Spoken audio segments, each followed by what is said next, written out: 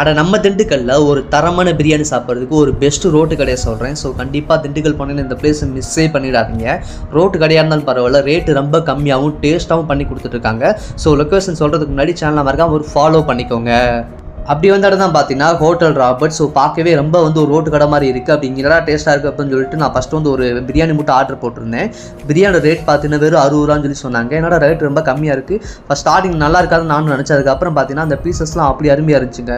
கூடவே பார்த்தீங்கன்னா அந்த ஒரு புரோட்டாவும் கூட அந்த மட்டன் குழம்பு கொடுத்துருந்தாங்க. இதில் ஹைலைட் என்னன்னா பிரியாணி வாங்கினா புரோட்டா ஃப்ரீயாக கொடுத்துட்ருக்காங்க. ஸோ அந்த பீசஸ்லாம் பார்த்தீங்கன்னா நல்லா ஃப்ரை பண்ணி கொடுக்கும்போது பார்த்தீங்கன்னா சாப்பிட்றதுக்கு அவ்வளோ டேஸ்ட்டாக இருக்குங்க. அந்த புரோட்டாவுக்கும் அந்த மட்டன் குழம்பு காம்பினேஷன் வேறு லெவலில் இருக்குங்க. தொட்டு சாப்பிடும்போது பார்த்தீங்கன்னா அட்டடா அவ்வளோ டேஸ்ட்டாக இருக்குங்க. ஸோ கொடுக்குற ப்ரைஸ்க்கு ஒர்த்தினே சொல்லலாம் பிரியாணிலாம். ஸோ திண்டுக்கல்லாம் போனீங்கன்னா கண்டிப்பாக அந்த ப்ரைஸ் மட்டும் மிஸ்ஸே பண்ணிடாதீங்க. ஸோ இந்த கடையோட லொக்கேஷன் பார்த்தீங்கன்னா திண்டுக்கல்ல ஆரம் காலனி, அதாவது ஆரம் காலனி 3வது ஸ்ட்ரீட்டில் அந்த கீர்த்தி சூப்பர் மார்க்கெட் பக்கத்துலேயே இது இருக்குது. ஸோ போனால் கண்டிப்பாக ட்ரை பண்ணி பாருங்கள்.